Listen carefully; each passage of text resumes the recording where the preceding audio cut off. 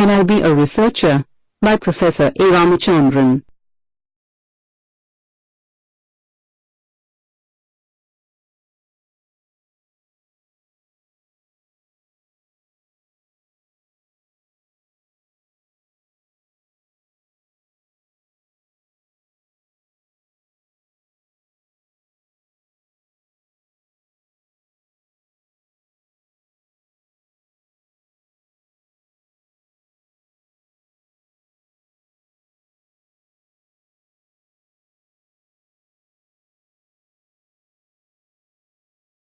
I am now a member of the teaching fraternity. After initial enthusiasm and lots of struggle, fun-filled student activities, I completed my B.Tech course. Circumstances and for want of anything better to do, I joined M.Tech. Now after completing I found myself in the situation as I was 2 years earlier, and drifted into the teaching position. Suddenly, I find myself a teacher and not a student. Only now, I have started realizing that there is a lot to be learned. Meanwhile, there is pressure building up on me to complete my PhD if I have to continue in the teaching profession. I am really confused.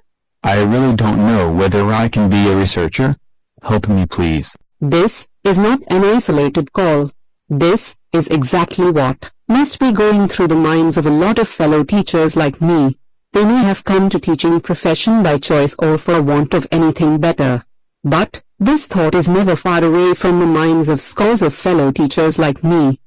It is precisely this thought that made me come up with this presentation.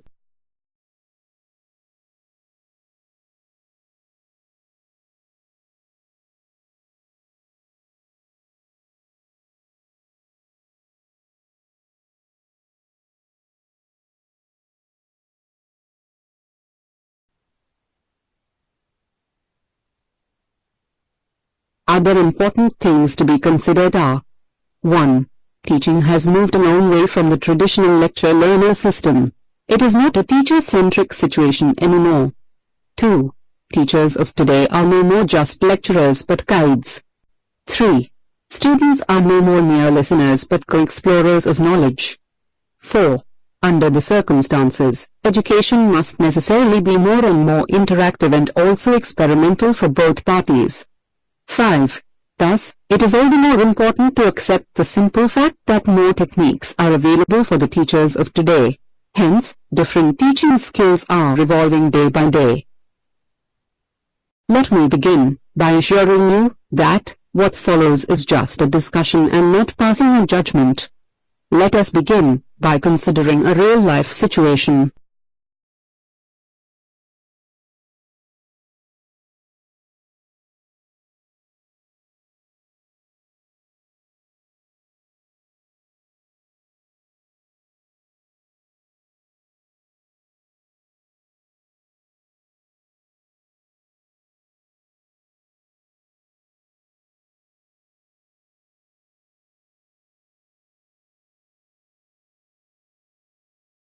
I have a daughter who is 8 years old.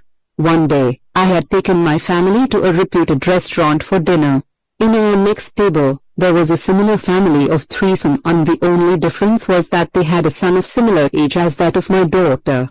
As the dinner was served and both the families were busy eating, I noticed that the boy was more about eating, taking a piece from his mother, half eating and returning it back and doing the same thing with his father's plate also.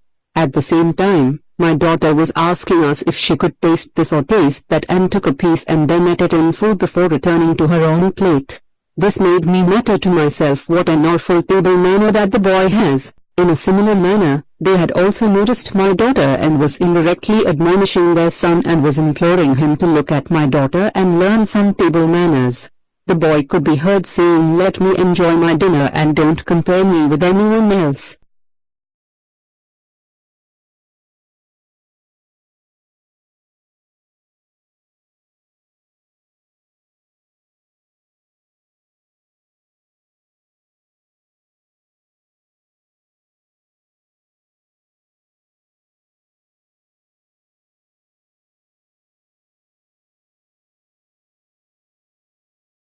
My daughter was silent, and while returning she asked me, "What is table manners?"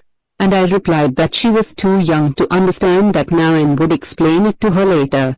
On reaching home, I found her immediately going to the dictionary and searching for the meaning of table manners, and then did the same in Google using her tablet.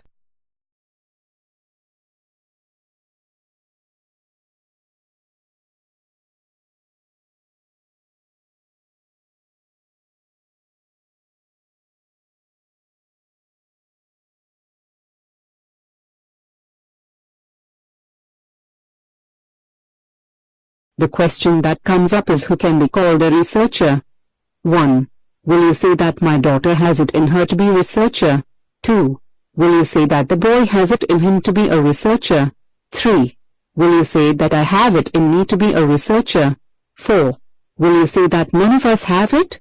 Whatever is your answer, how will you justify it? If you want to put yourself in this situation, where do you think you will fit in?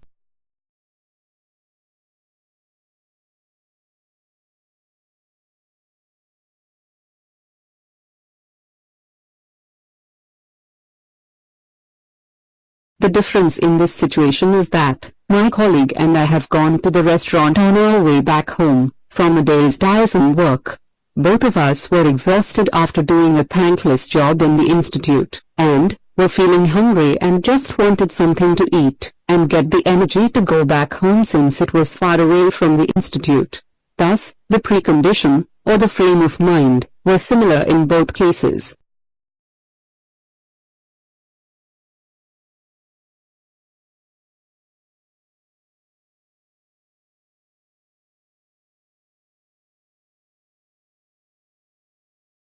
While we were waiting for our orders to be served, I was trying to keep my eyes closed and muttering to myself what a tiresome day it was.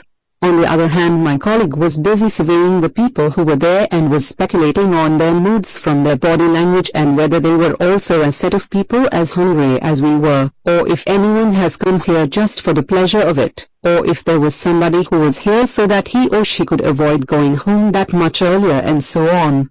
Now, among the two of us, who you will vote for? 1. Will you vote for me as one who can be a researcher, or 2.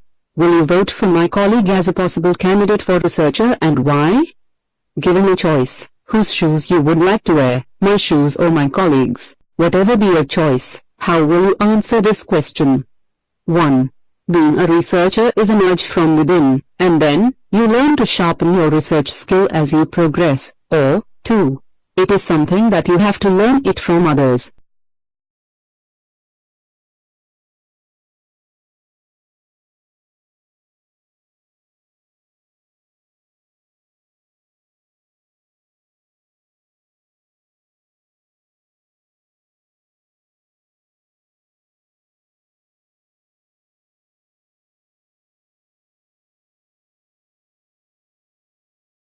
My family has been insisting that this summer, I must take them on a holiday to South India.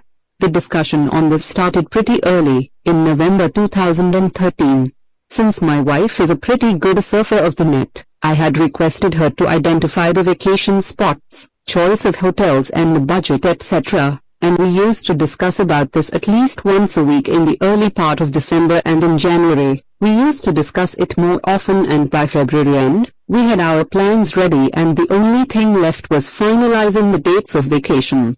Anticipating the likely vacation period, I had booked 2 sets of tickets and was fully geared up for the holiday spend. When the thought of a vacation in South came up, I also opened up the topic with a colleague of mine. He had been saying that he wanted to visit the South sometime, and was looking for an opportune time, and a proper company. When I proposed, he sounded enthusiastic, but, as days went by, he was not ready to confirm nor did he permit me to book tickets together. Finally, however, he made the trip with us, but at twice the cost. Now, given a choice, who would get your vote as a deserving candidate for being a researcher? Why? Whose shoes you will be on, going by your nature and habit.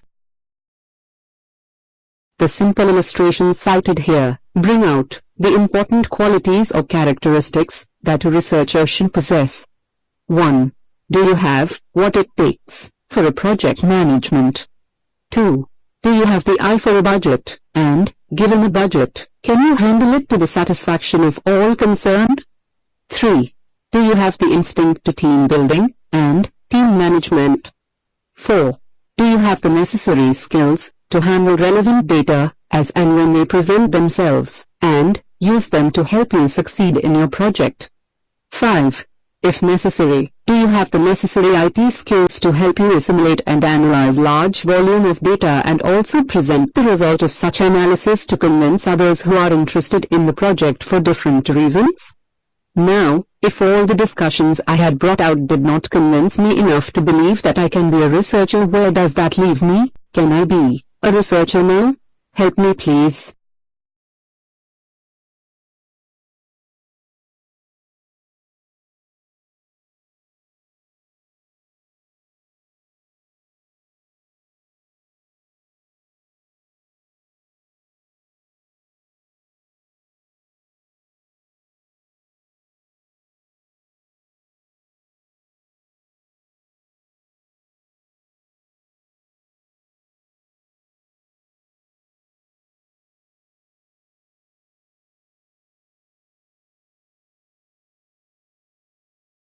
I know that a PhD thesis is treated very seriously at leading universities, and is a necessary qualification for anyone to continue in the teaching profession. There can be several reasons for that, but most of the teaching fraternity may agree on the following. Expectation is high. PhD thesis represents a substantial work.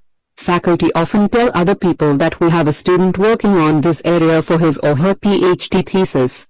Amazingly enough, this is usually sufficient to convince people that the problem is somehow going to be solved.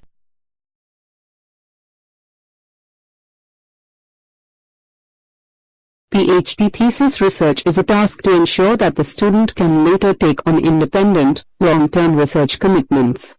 If a PhD student does not intend to be a researcher, the PhD thesis work is not worth the effort in general. Through the PhD thesis process, the student is transformed into a professional researcher.